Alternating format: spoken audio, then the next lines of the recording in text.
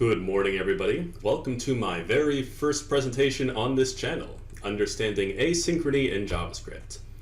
My name is Howie Reith. I'm a software developer who is enthusiastic about learning new stuff to be the best developer I can be, and I want to share what I've learned with other people, both to solidify it in my own mind and to pay it forward a bit. If you would like to ask me any questions or get in touch with me for whatever reason, my email address is howard.reith@gmail.com. And if you would like a copy of this PowerPoint presentation, it is available at the GitHub address listed here. This will also be available at the end of the video. So first of all, what is asynchrony? So imagine you're running an airline, and at the moment, you need to figure out a way to process as many people checking their bags, checking in with their tickets, and so on as you can. But at the moment, you only have a single agent at your ticket counter. So this poses some problems, right? Things go wrong. Customers forget their bags. They need to consult their families on various issues. Maybe they can't speak the same language as your agent. Or maybe the customer is just confused or really slow. So this poses a lot of problems. Anytime any one of these slow events comes up, it slows down the entire line, and all of your customers get really annoyed. So what can you do to address this problem? Well, first, you could perhaps hire more agents. You have more agents on your counter. That allows you to handle more customers at the same time. Perhaps you, in addition to hiring more agents, you have different tasks for different lines. Perhaps this is the baggage check counter. This is the ticket check-in counter, and perhaps you can allocate resources more efficiently that way.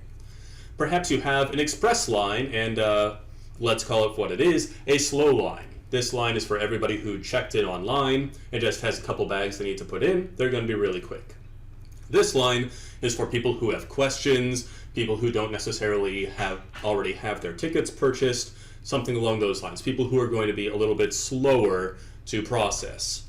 Another option, this probably wouldn't be super popular with your customers, but you could give them a time limit. You could say, hey, you need to check in within 90 seconds, otherwise you're getting kicked to the back of the line, so I can process people who have simpler issues first. So when we're talking about asynchrony in JavaScript, or in computer science in general, we're talking about dealing with these sorts of problems inside of in the context of computers. How does our system behave when things are going really slowly? Now in web development, JavaScript is a single-threaded language, which means everything must be executed synchronously, one after the other. You cannot have two functions running at the same time. Thus, when we're working in JavaScript, which we pretty much have to in the realm of web development, we are stuck in that situation where we have a single agent at the counter. So how do we deal with asynchronous problems in that context? So, with web development in particular, this is a problem because we actually have a lot of situations where we need to deal with asynchrony when things are slow. For example, external API calls. You go out to another website, you go out to an API, you wait for a response, that takes time. User input, waiting for the user to type something in. Anytime we have a particularly long loop or recursive function set up. Anytime we use a set timeout function, or anytime we encounter an error, that's going to grind everything to a halt. So what do we do in these situations? How do we deal with these problems? And why should we care? Well, this is really frequent, it's really challenging. It's going to cause a lot of our application's functionalities to slow down and cause a poorer user experience. And basically we want to figure out how can we best deal with these? And by understanding the inner workings of what's happening in the browser behind the scenes, we'll be that much more informed in making our design decisions. So before going any further, we're going to talk a bit about CPU-bound versus input-output bound issues where asynchrony is concerned. And the reason why I'm talking about this is, I'll tell you ahead of time, in web development, we are exclusively concerned with input-output bound code because we cannot do multi-threading. But if you look into this, very frequently people talk about either CPU-bound or IO-bound issues whenever you look into asynchronous questions, and I want to make sure that you understand what CPU-bound problems are, so that way In the event you ever have a conversation about this with somebody and they are confused, you can distinguish between these and understand what the problem is pretty well.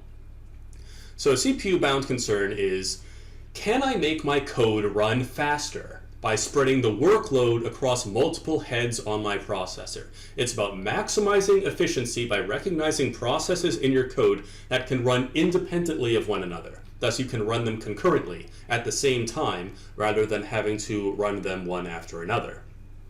I/O-bound issues concern things that you have to wait for, things like API calls, waiting for user input, stuff like that.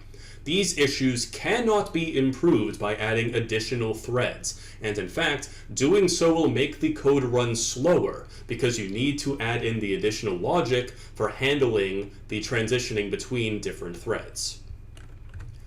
So, let's talk about what multi-threading is for CPU-bound issues. Imagine you have a program and you only have access to a single synchronous thread. Now let's imagine that in our diagram right here, in task 2, you encounter an error, but your escape option that you provide your user to escape out of the piece of software isn't available until task 3. So they're going to be stuck in task 2 indefinitely because they can't get to the escape code. How can you change your setup so that way if a problem happens in task 1 or task 2, your user is able to escape out of the software and deal with the problem? So one solution, and one that was come up with many, many decades ago when engineers were first encountering these sorts of conundrums, is you can alternate between these various tasks. You can stagger them. So let's say we start off in task 1, but we don't finish it. We spend a little time going into task 2 and then back to task 1, then we spend some time in task 3, and we alternate between them.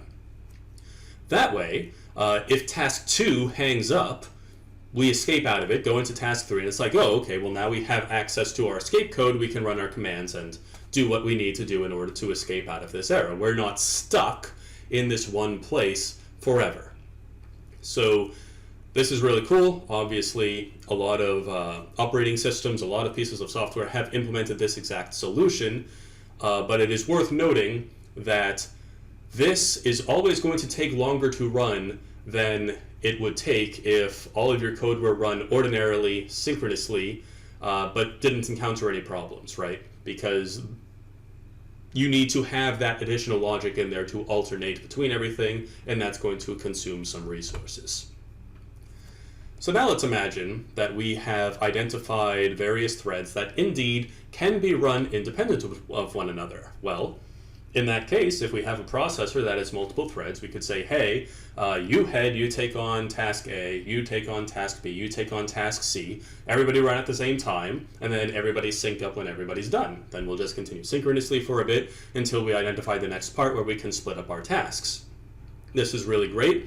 Obviously, a lot of processors are designed to be running in parallel in this exact way, and there's a lot of benefits to it, assuming that you have correctly written your code such that these tasks can be effectively run in parallel relative to one another.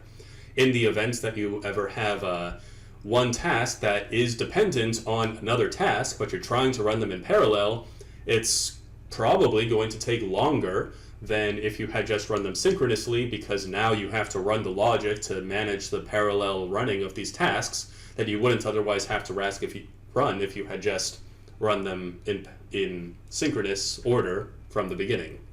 So essentially, if you have situations where you can run your tasks independently, yes, absolutely, multi-threading is going to be more efficient.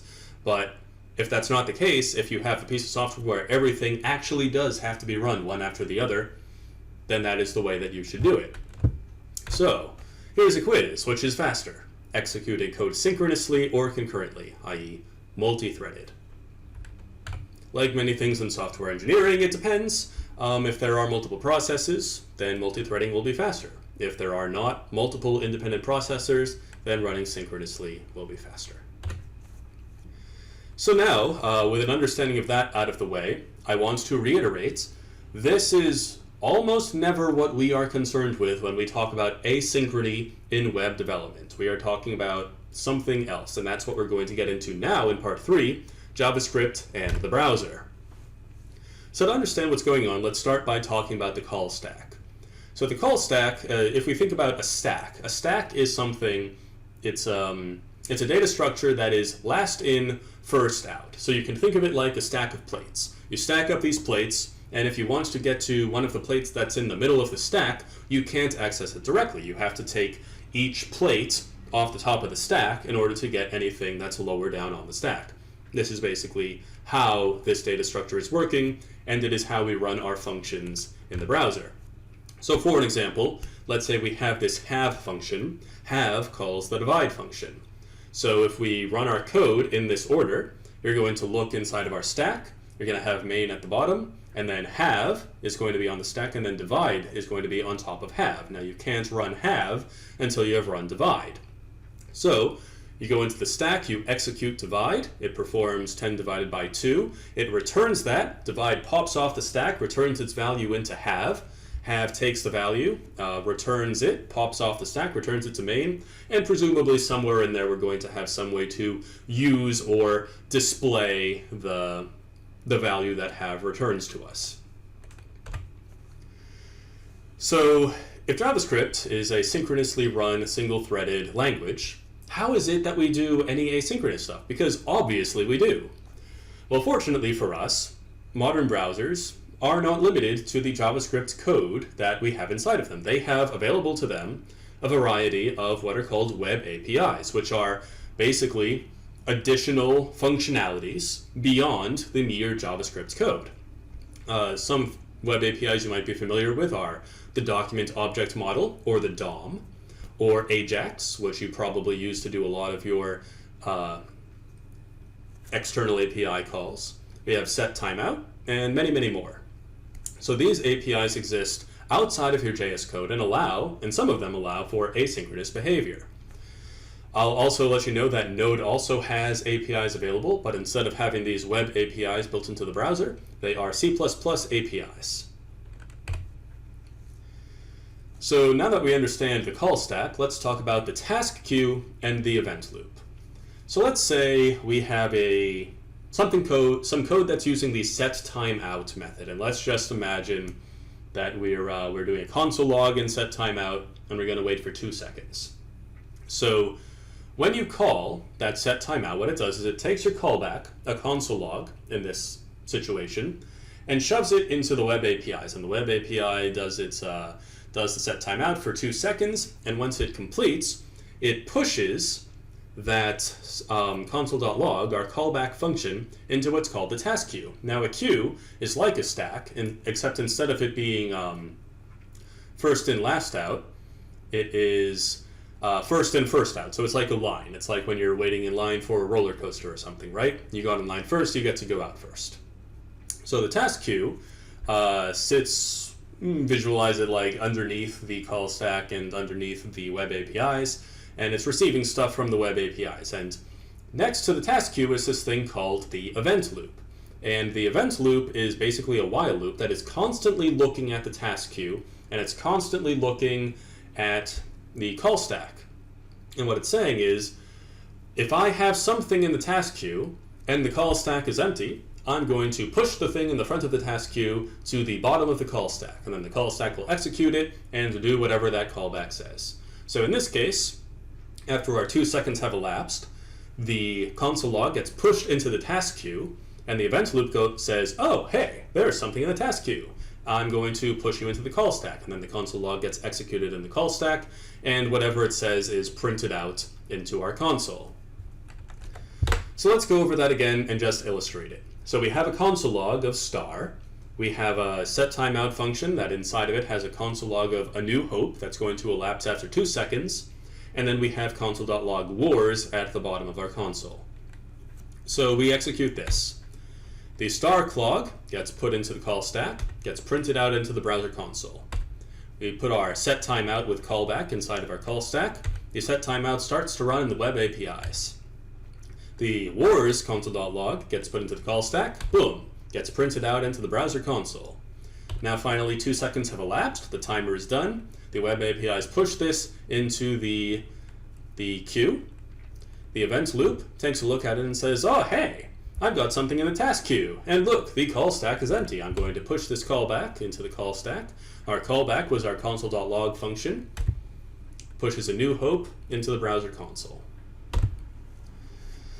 So let's demonstrate this with an external API call. Don't worry if you don't fully understand all of the code right here. We're going to talk about it in a few moments. But let's just see this illustrated with an actual external API call and not just the setTimeout function. So here we are, just in Google Chrome. This is in the console right here. I have pasted that code into the console, and I press enter. So we are starting here. You can see this console log, a bunch of Latin is going to come right here. And then we made our fetch request with the JSON placeholder, and we printed our response into the console. And as expected, we've got all of our Latin inside of our body right here. JSON placeholder is just a public API that you can hit and get some placeholder like lorem ipsum text coming back to you. All right, so let's do a little quiz. Take a look at this. In what order will these strings appear in the console and why? So we're doing a set timeout with a console log with the empire, and note that the timeout on this set timeout is 0 seconds. We are then going to do a console log strikes, console.log back. So the answer is strikes back the empire. It will appear in that order. And the reason is because even though we have set our timeouts to 0 seconds in the set timeout, it still needs to go through the process of going into the web APIs, going into the queue, and then being pushed into the stack. And because the event loop waits for the stack to be empty, the entire stack is going to process before the contents of our queue are pushed onto it. So console.log strikes is going to be run, console.log back is going to be run, and then the event loop is going to say, oh, it's empty now, I'm going to push you up, and then console.log the empire is going to be run. So, with the basic idea of how the event loop and all of that works, let's talk about some of the functions that we typically use when we are programming in JavaScript. So here we have a getSomething function, and we are going to deal with our asynchronous needs by the original method that was developed, which is called using callbacks. Now this is going to be a little bit mind-bending, but I'm going to try to walk through it with you. So we have our getSomething function, and our getSomething accepts a callback function. Inside of our getSomething function, it is going to use the setTimeout function, which uses the setTimeout web API. And inside of setTimeout, it is going to shove this callback. It is going to invoke this callback with the text. This will appear second inside of an object. Doesn't necessarily have to accept an object, but the callback that we're going to pass in is going to just be a console log that accepts it is expecting text to be in this form. So down here, we invoke our asynchronous getSomething function, and we pass in a callback. So the callback has thing as a parameter passed in, and then it is going to console.log thing.text. So imagine we're inside of our getSomething function, we have accepted this anonymous function as a callback, and then we invoke console.log thing.text, and we pass in an object that says text. This will appear second. So when we are talking about callbacks, we are accepting a callback, and inside of our asynchronous function, we are invoking the JavaScript asynchronous function code that uses the web APIs that deal with asynchronous functions. Okay? Does that make sense? Well, you can't answer me if that makes sense, but if that is confusing to you, please feel free to comment in the comments section or send me an email to ask for additional clarification, because this can be a little bit mind-bending. But essentially what we're doing is we are accepting a callback, and we are putting that callback that we're passing in. Like this callback is the code that we want to be run asynchronously, okay? We are accepting that code into our asynchronous function, and then inside of our asynchronous function, we are shoving that callback into whatever web API related built-in function we want to use to execute the asynchronous code. Okay? So, as mind-bending as this is, it is totally functional. Why would we not always want to use callbacks? Well, basically the reason for this is something called callback hell. Now imagine that you have multiple asynchronous calls that you want to make based upon one another. In the event you need to do that, every single callback, or every single returned value of every single asynchronous call that you make needs to have its error handling and actual response handled in its own callback function. And you wind up having this massive, ugly system of nested callbacks that looks something like this. So here in our verify user function, we need to run verify user, have an if condition for the error, and if there isn't an error, once again, have a callback function that deals with our get roles function. Does the asynchronous call for that, and once that processes and gets returned, have another asynchronous call for determining our log access. So you wind up having these nested callbacks that just produce this awkward right-facing triangle-looking thing, and it's really ugly to deal with. Like, imagine you are ever a dev who needs to deal with something that's like 3, 4, or even more layers deep of callbacks, trying to figure out what do I need to change in order to get this to all click correctly. It's ugly, it's unclean, it's not something that you really want to be dealing with. Wouldn't it be nice if there were a simpler way we could deal with this sort of situation? Well, fortunately, in ES6, a new feature called promises was introduced into JavaScript. And basically, here's the way it works. When you build your asynchronous function, you have it return a new type of JavaScript object that is called a promise. And when you return this new promise, you call its constructor, and into it you pass into what is called an executor function. And an executor function has two arguments in it. The first one, which describes the resolution behavior that you want to happen when your asynchronous call is returned. And the second one is the error behavior. If the asynchronous call fails, how do you want your asynchronous behavior to behave? We'll have an example for that in just a moment. I know that probably doesn't make sense just hearing it described, so we'll talk about it more in a moment. Assuming that this all works, when we invoke this function, we call a method that is on the prototype of the promise called .then. And we can chain these .thens to have additional functionalities. Like each .then returns a promise and passes that promise along to the next .then. Thus, if we want to make a series of asynchronous calls, all we have to do is stick each one of them inside of a .then, and it will occur in the order we want it to occur. This is a lot more elegant looking, and it avoids the callback hell. And lastly, all of the error handling for a promise in this form is handled with a single .catch after all of your .thens. And this is very convenient because it means that, unlike in callback hell, we don't need to have separate error handling for each external asynchronous call that we are making. So here's an example. We're doing our exact same get something behavior, but in this case, instead of doing it with callbacks, we are doing it with our promises. So you can see we have our .then after we do the get something, and we console.log thing.text, and we do a .catch, console.log error occurred. Okay? A lot easier to read, a lot easier to debug in the event you need to, and behaves exactly the same way. So, like I was saying, in the event we want to do multiple calls to external APIs, we can chain our .then statements and have a single .catch. So I'm actually going to demonstrate this one for you in the Chrome console. So here we are in the Chrome console. I'm going to paste this code and execute it. And as you can see, what this did is it went and got the values. It got a response from post/1, a JSON placeholder. It went ahead and got its ID. It passed the ID into this next .then right here, incremented it by 1.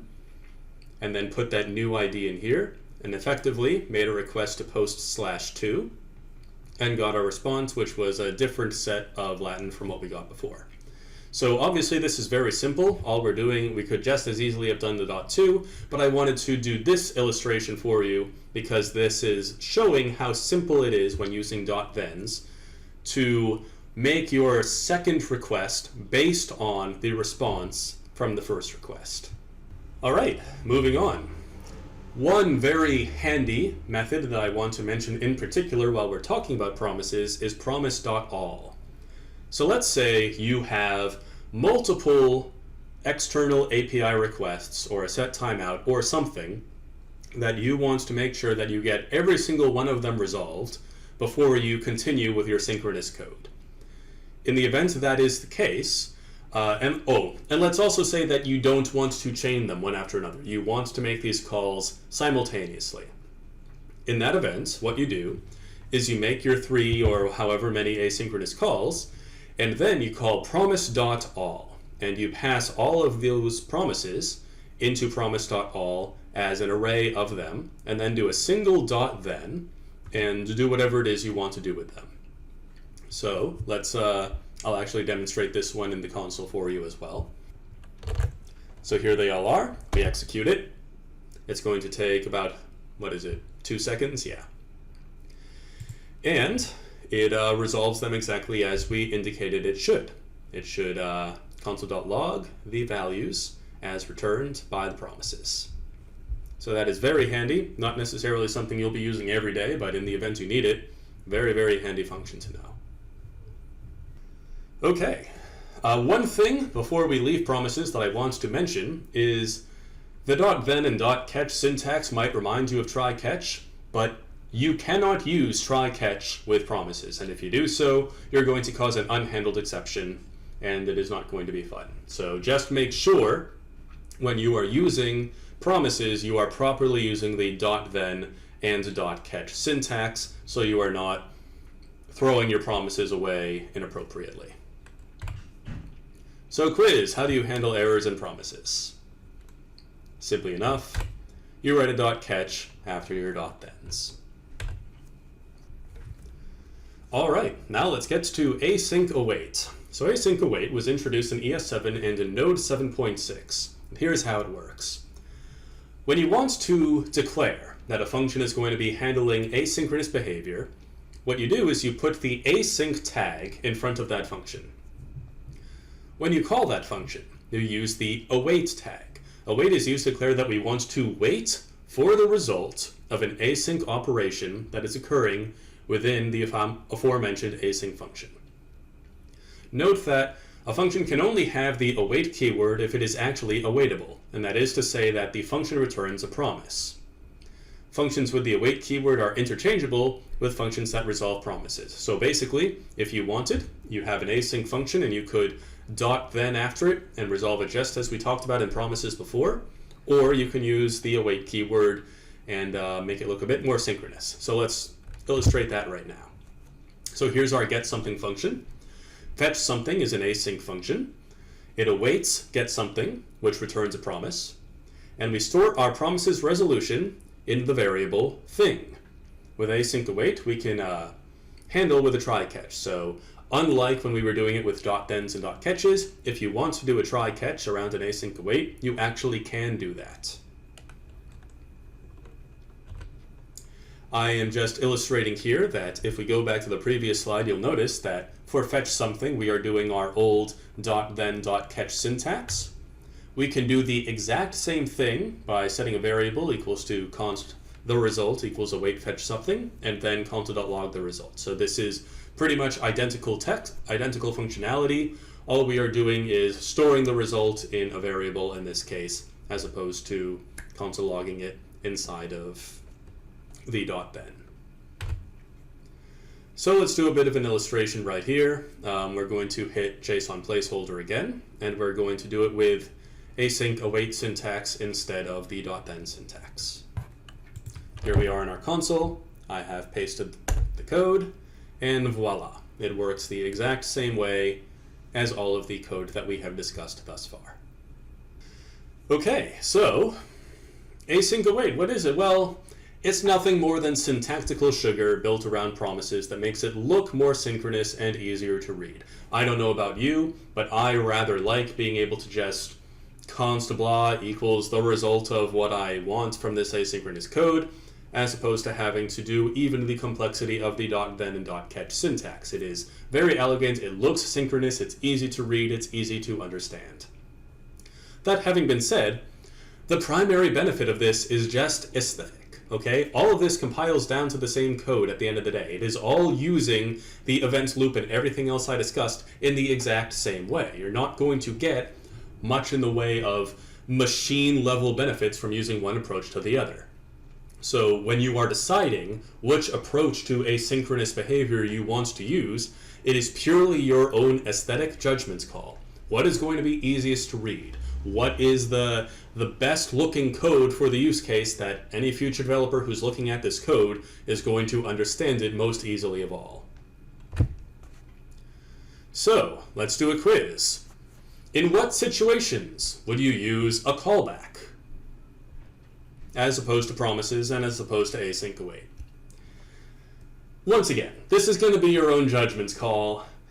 Personally, the only time I use callbacks is when I don't have access to ES6. And when do I use .then instead of async await? When I don't have access to ES7. Okay, async await is just so much better. There are actually situations when, I don't know, I just want to directly use the value that's being returned from the promise, and the .then is a little bit more elegant in that situation because I don't necessarily need to store it in a variable, but, you know, it's just a matter of preference. It's totally up to you. I'm not going to say it's completely subjective and that there's no reason to value one over the other, but it is your stylistic call to decide what is the most elegant way to express the code that you're looking to express. So anyway, that's the presentation. I hope you found it helpful and enjoyable. These are all of the resources that I used to build this. Once again, this presentation is going to be available at a GitHub link, which is available right here. You can explore all of those resources as you see fit. If you have any questions, please feel free to write a comment in the comments section or to contact me at howard.reith@gmail.com. Thank you very much for watching. Have a good one.